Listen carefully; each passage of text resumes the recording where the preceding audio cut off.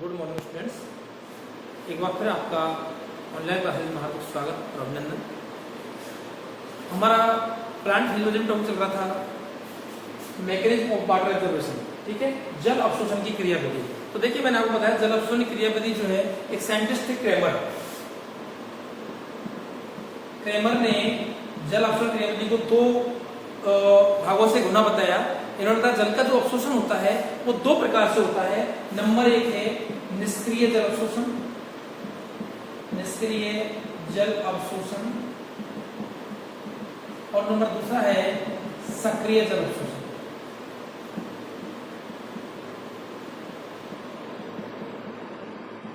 ठीक है, देखिए निष्क्रिय जल अवशोषण का मतलब यह है कि जल का जो अवशोषण है उसमें किसी प्रकार की कोई जैविक क्रिया भाग नहीं लेती, कोई जैविक पदार्थ भाग नहीं लेता।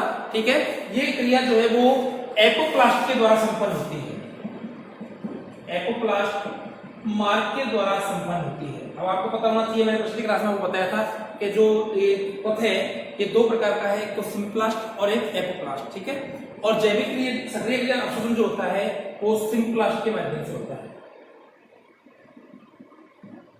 सिम्प्लास्ट मार्ग के माध्यम से यह अवशोषण होता है। ठीक है, निष्क्रिय जल अवशोषण जो है मैंने आपको बताया था क्यों होता है, पादपों में जल अवशोषण क्यों होता है, तो मोस्टली तो आपको मैंने उसने बताया था डीपीडी ओपी बताई थी। लेकिन निष्क्रिय जल अवशोषण जो होता है वो पादपों में वाष्पोत्सर्जन, इस द्वारा वाष्पोत्सर्जन जो है इसका मेन काम होता है। निष्क्रिय जल अवशोषण जो है वो वाष्पोत्सर्जन की क्रिया के द्वारा संपन्न होता है। देखिए होता क्या है, पादप जो है क्या करते हैं, वाष्पोत्सर्जन की क्रिया करते हैं। ठीक है, अर्थात जो है जल का क्या होता है, वाष्पोत्सर्जन के रूप में पादप के द्वारा बाहर निकाला जाता है। अब बाहर निकालने के लिए होता क्या है भाई कि जाइलम रस में जब ये क्रिया होती है तो जाइलम रस में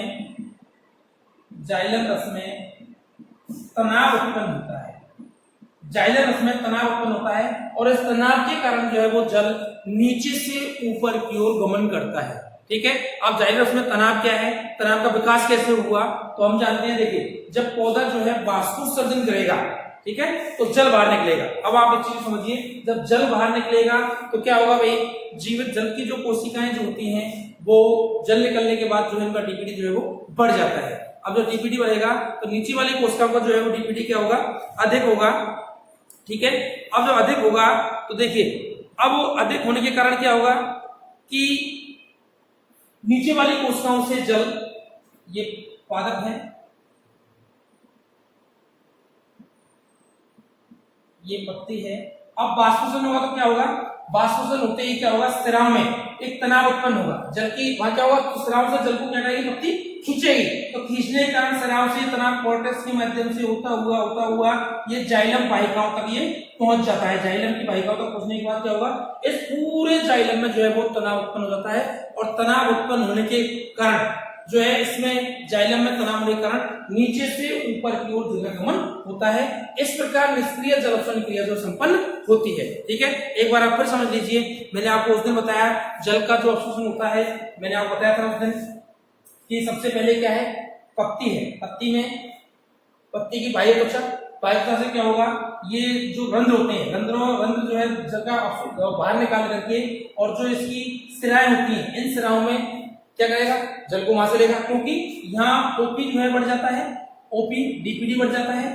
अब डीपीडी बढ़ेगा तो क्या होगा, डीपीडी जो है वो कम डीपीडी से अधिक डीपीडी को क्या करेगा, गमन करेगा, कम डीपीडी से अधिक डीपीडी को गमन करेगा। तो ये चूषण कहां से करेगा, यहां से करेगा। ठीक है, यहां से चूषण करेगा तो ये तनाव जो कहा जाएगा, स्राव से होता हुआ अंतःत्वचा के माध्यम से, और ये कॉर्टेक्स से होता हुआ अंतःत्वचा से जाइलम तक पहुंच जाता है, और जाइलम तक पहुंचने के कारण जो है वो जल का अवशोषण हो जाता है। तो ये तो है आपका निष्क्रिय जल अवशोषण जो जाइलम रस में तनाव के द्वारा उत्पन्न होता है, तनाव से आता है। ठीक है, इसके प्रमाण क्या है भाई कि भाई देखिए इसमें क्या होगा, वैज्ञानिकों ने विभिन्न प्रयोग किए, क्रैमर ने प्रयोग किए, इन्होंने बताया कि पौधे द्वारा जल मूलों की अनुपस्थिति में भी जल का अवशोषण देखा जा सकता है। क्या किया कि भाई चलो मूल हटा लीजिए आप, ठीक है, मूल क्या है, जीवित, हम जानते हैं मूलों के द्वारा, मैं दो चीज बताई थी ना, मूलों के जरिए और मूलों के द्वारा। तो निष्क्रिय अवशोषण जो है मूलों के जरिए, मैंने उसने बताया था आपको, और ये मूलों के द्वारा सक्रिय अवशोषण मूलों के द्वारा या मूलों के जरिए। तो हुआ क्या, मूलों को हटा करके देखा तो भी क्या है, वो है जो पादप जो है वो जल का अवशोषण करते हैं। धूप में रख दिया भर करके और उसमें टहनी रख दी पादप की, तो हम देखते हैं कि पादप जो है वो जल का अवशोषण करता है, अर्थात बाष्पोषण होगा तो पादप जो है वो क्या करेगा, तनाव उत्पन्न होगा और जल जो नीचे से ऊपर की ओर गमन करेगा। ठीक है, ये तो हुआ आपका निष्क्रिय अवशोषण। ठीक है, निष्क्रिय जल अवशोषण किसके माध्यम से, जाइलम रस में उत्पन्न तनाव के कारण निष्क्रिय जल का अवशोषण होता है, क्योंकि पादप जब बाष्पोषण होता है तो इसकी जो सिराएं, अंतःत्वचा, बलकोट अंतःत्वचा और जो जाइलम भाग है उसमें तनाव बनता है। तनाव के कारण जल का एक सतत जो है वो क्रम बन जाता है, जिसके माध्यम से जल अवशोषण की क्रिया संपन्न होती है। ये तो हुआ आपका सक्रिय निष्क्रिय जल अवशोषण। उसके बाद आता है आपका नेक्स्ट सक्रिय जल अवशोषण। सक्रिय जल अवशोषण जो होता है वो दो क्रियाओं के द्वारा, अर्थात इसमें क्या होता है, सक्रिय जल अवशोषण जो है वो क्या होता है, मूलदाब बिंदु स्त्राव। ठीक है, इसमें अर्थात इसमें जो है वो क्या होती है, ऊर्जा लगती है, अर्थात इसमें ऊर्जा जो है, ऊर्जा के द्वारा ऊर्जा का क्या होता है, इसमें ह्रास होता है। मूलदाब जो है वो या बिंदु स्त्राव के द्वारा जो है वो सक्रिय या रस स्त्रवण के द्वारा जो है वो सक्रिय अवशोषण की क्रिया संपन्न होती है। होता क्या है भाई,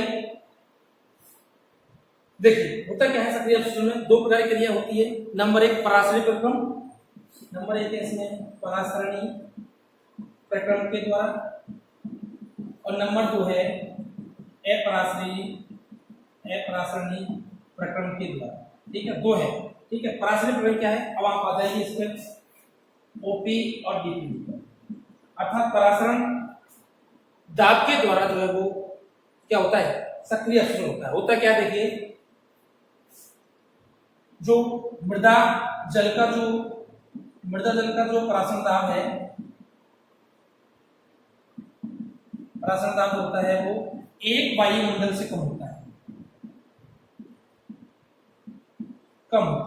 ठीक है, एक वायुमंडल से भी कम होता है। ठीक है, और जो मूल या कोशिकाओं का जो कोशिका रस का जो परासरण दाब है वो 2 से 8 वायुमंडल होता है। ठीक है, तो आप ध्यान करिए, मैंने आपको बताया था कि परासरण दाब ओपी जो है वो क्या होगा, अपना कम से अधिक की ओर गमन करेगा, अर्थात यहाँ ओपी कम है तो डीपीडी भी क्या होगा, कम होगा। ठीक है, यहाँ डीपीडी अधिक होगा तो कम डीपीडी से अधिक डीपीडी की ओर गमन करेगा, तो नीचे से जो है जल वो मूलों के माध्यम से, मूल रोमों के माध्यम से कहाँ जाएगा, आपका किसमें प्रवेश करेगा, कोशिका रस में प्रवेश करेगा। ठीक है, इस प्रकार से कोशिका रस से प्रवेश करने के बाद वो कहाँ जाएगा, आपका बलकोट अंतःत्वचा के माध्यम से कहाँ जाएगा, वो आपको जाइलम भाग में जो है प्रवेश करेगा। इस प्रकार से जो है वो सक्रिय परासरण की क्रिया जो है संपन्न होती है।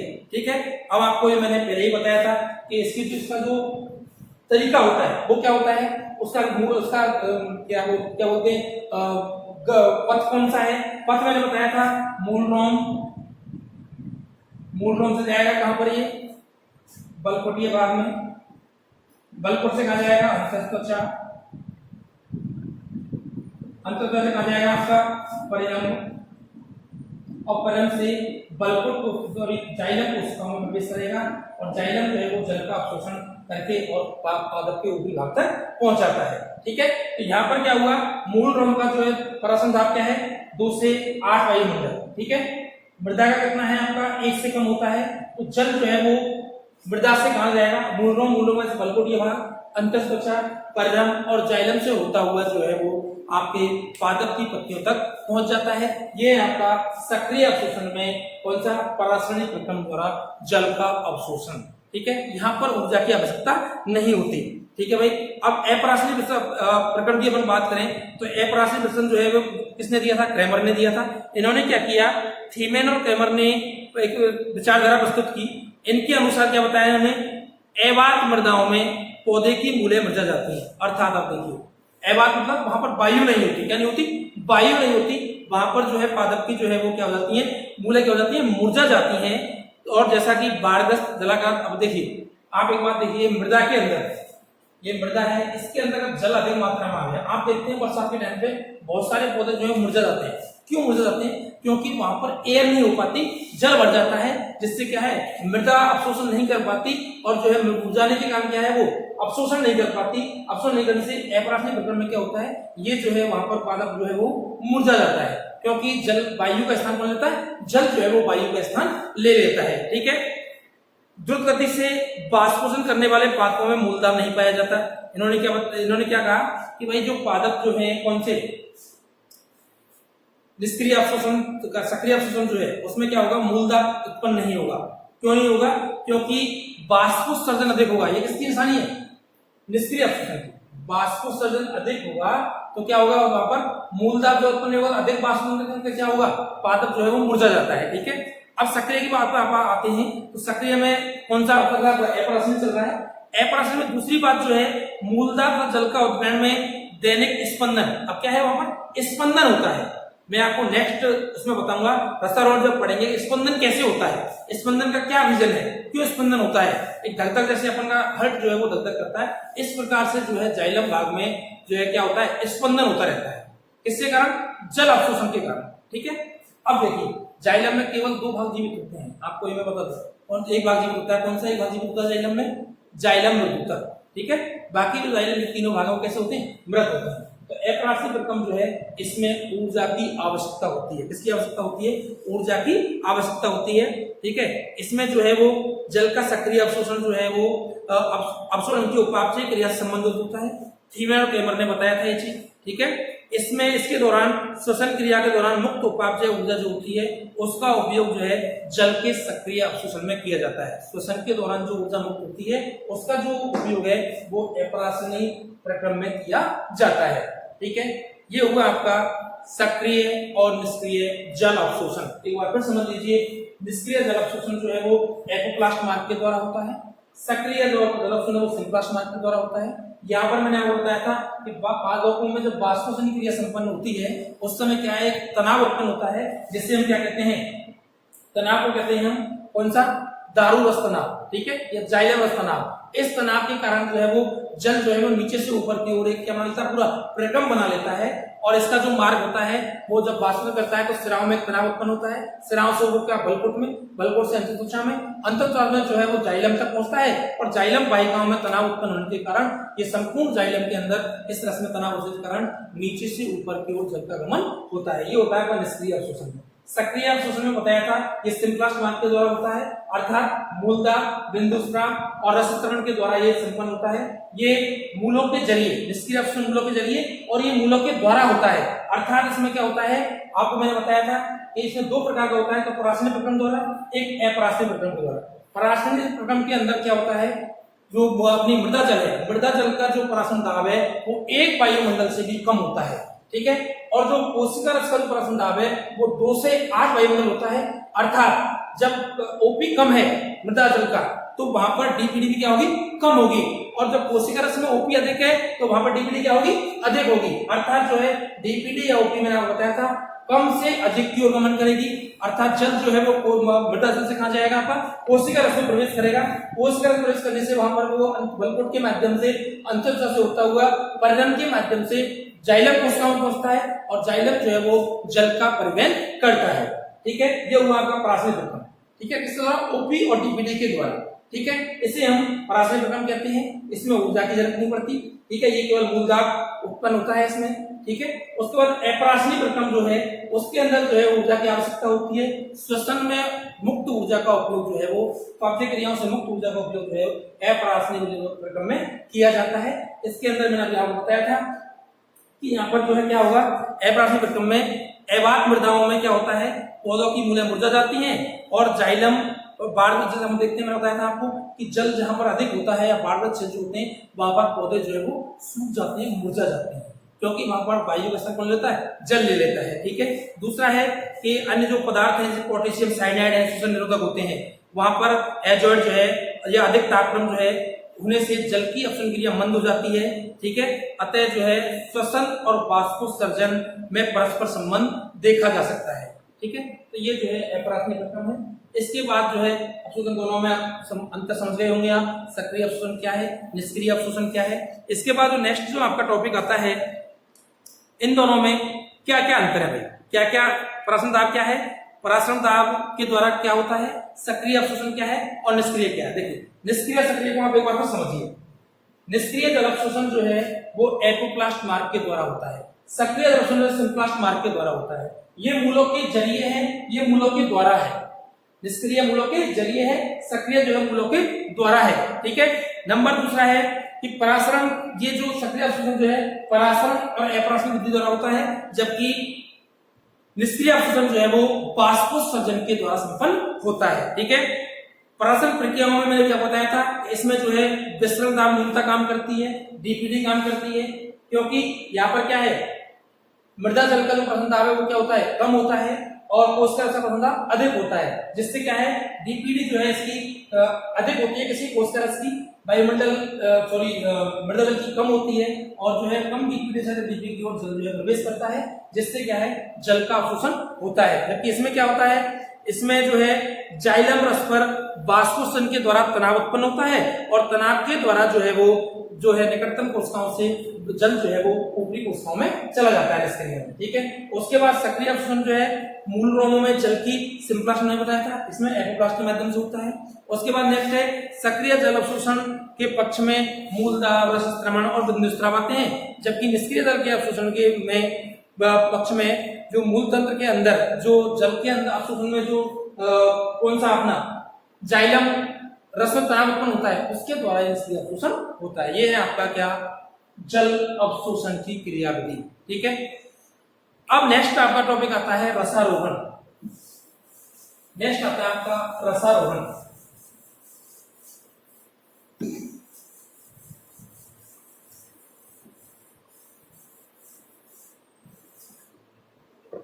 रसारोहण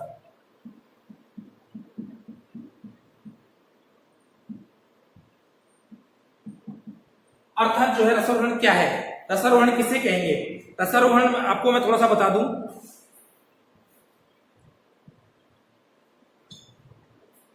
जल का ऊर्ध्व संचलन, जल का ऊर्ध्व संचलन क्या कहलाता है, रसारोहण कहलाता है। जल का ऊर्ध्व संचलन जो है वो रसारोहण कहलाता है, अर्थात जल का जो है पादप में क्या करना, नीचे से ऊपर की ओर गमन करना, नीचे से ऊपर की ओर जाना, अर्थात ऋणात्मक गमन जो है गुरुत्वाकर्षण के ऋणात्मक गुरुत्वाकर्षण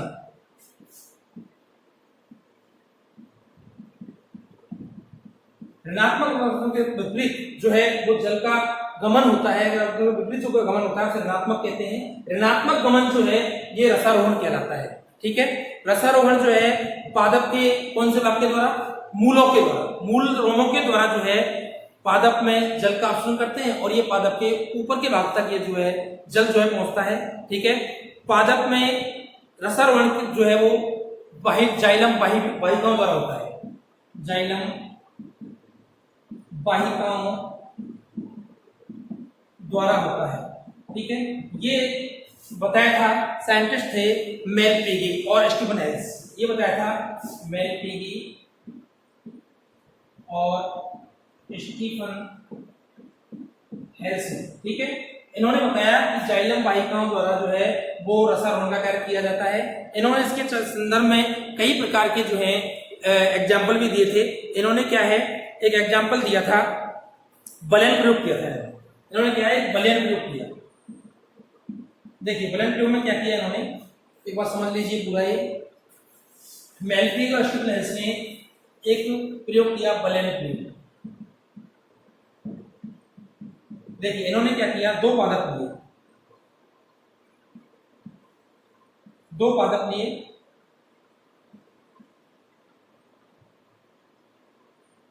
एक पादप का इन्होंने क्या किया,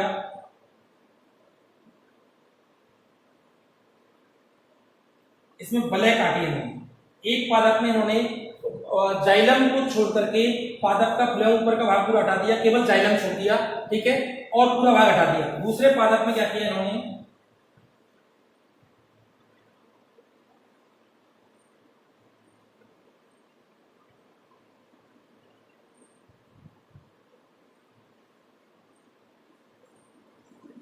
जाइलम भाग को हटा दिया। इसमें जाइलम है, इसमें जाइलम को हटा दिया।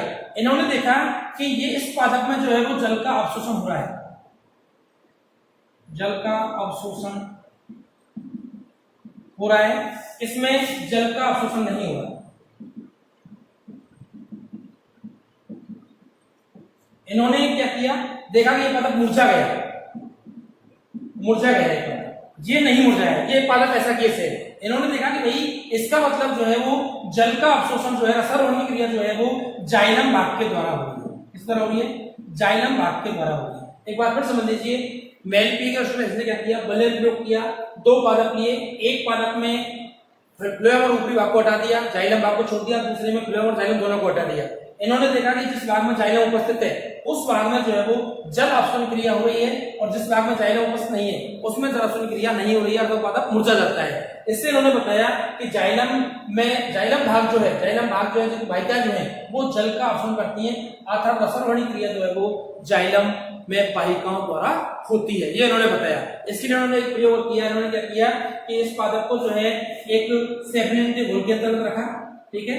सेफेलिन घोल में रखने पर उन्होंने देखा कि जाइलम भाग में इन्होंने देखा पादप क्या कर रहा है, एक पादप को इन्होंने सेफेलिन में रखा, किसमें रखा, सेफेलिन में रखा, ठीक है। अब इन्होंने देखा कि इस पादप में जो है क्या हो रहा है, जल का अवशोषण हो रहा है।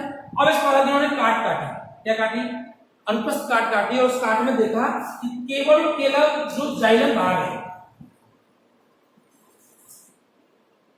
ये जो जाइलम भाग है नीचे वाला, इन्होंने देखा कि ये इस भाग के अंदर जो है वो रेड निशान दिखेंगे। कौन से भाग में, जाइलम भाग, अर्थात सेफेलिन जो है वो केवल जाइलम भाग के द्वारा ऊपर की ओर गमन करता है, ये इन्होंने इस प्रयोग के द्वारा बताया, ठीक है।